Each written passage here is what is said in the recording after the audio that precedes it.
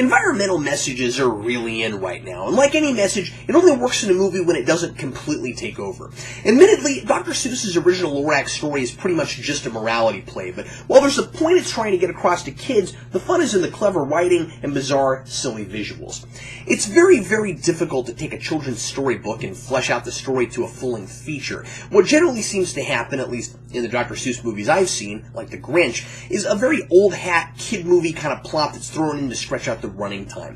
Naturally, I wouldn't expect the original plot page for page. That works fine for a 20-minute cartoon, but not for a full-length movie. So, of course, something has to be added. Instead of fleshing out those characters and spending some of that time making them likable and interesting, the Lorax wastes a lot of time hammering a very familiar message and throwing songs and jokes at the audience that just don't seem to fit this material very well. The basic premise is the same as in the Dr. Seuss book. The Once-There shows up in a forest full of truffle trees and starts cutting them down to make his new invention, the Thneed. Despite the Lorax's warnings, the Lorax being a little orange, fluffy, and magical creature who claims he speaks for the trees, the Once-There keeps at it as his company becomes more and more successful, until one day he's super rich, but there aren't any truffle trees left to cut down. In the book, the old and defeated Once-There tells all of this to a boy, who's actually the reader as he's talking to the second-person you. So to pad for time, the movie adds an extra plot and actually makes that kid a character who lives in Thneedville and gets interested in finding a real tree to impress a girl he likes, because he sees her painting trees on the back of her house, and all she seems to want is one in real life. Thneedville is a completely artificial place cut off from the outside world, so that no one knows the desolate wasteland the surrounding forest has become, and everything, including air, is now bought and sold. I do think air being a major commodity is a nice touch, considering the old adage of at least oxygen is still free.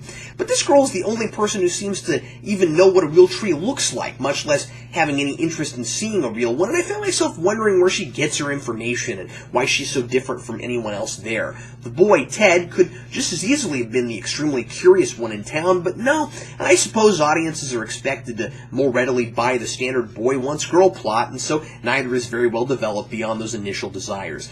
One wants a tree, and one wants a girl. But the movie looks fantastic, and I love how faithful the designs of the architecture and the forests are to Dr. Seuss's original story. A lot of the inventions in the artificial town of Thneedville are really clever, and while I do think the movie overall is too preachy, I like creepy little touches like the kid who swims in polluted water and turns green but everyone's oblivious, so his parents think he's just cute. There are also some fantastic casting choices, like Betty White as the hip granny who pretends to be senile so she can take advantage of how spry she really is. The best part of the movie is the Lorax himself, expertly voiced by DeVito, who comes off as a delightful and likable creature who's just trying to protect his home. All this is handled in flashbacks as the Once-There tells Ted his story, and by the third act, the focus is entirely on the very standard kid versus a corporate bad guy plot. So the Lorax doesn't get nearly enough screen time, and unfortunately, when he is on screen, he gets caught up in some cheap gags that I just don't think are very funny. I suppose this is somewhat of a taste issue, but please hear me out. The world of Dr. Seuss has its own very specific style. It's clearly not the world we live in, almost nothing is wholly recognizable, and there are a lot of made-up creatures, things, places, and words. This is maybe the last place I would accept a lot of modern music and pop culture references. The movie has really unmemorable musical numbers that sound like current radio pop, and regardless of my lack of interest in a lot of popular music right now, I also just don't think it makes much sense in a musical. There's such a thumping backbeat in most of these songs that a number of the lyrics are even kind of hard to make out. And to be fair, there aren't songs everywhere. I counted maybe 4. Other things that took me out, like the Once-There whose family looks like poor hick farmers, but he has an electric guitar that somehow doesn't require an amp, and a lot of the characters use modern slang like burn. In one scene, the woodland creatures are all in unison humming the theme from Mission Impossible.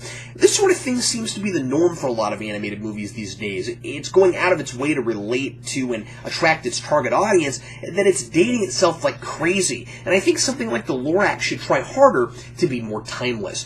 I remember seeing Quest for Camelot when I was a kid, and thinking it was totally absurd that a dragon would say, "Houston, we have a problem," and Apollo 13 had just come out a couple years before that, so I guess things haven't changed very much. Because of that, I feel like the message and the way it's packaged are severely in conflict. It's a movie about greed and impulsiveness, preaching very heavily against corporate thinking and getting as much as you can at the expense of all else, and at the same time, it unabashedly exploits this material for cheap jokes and easy references.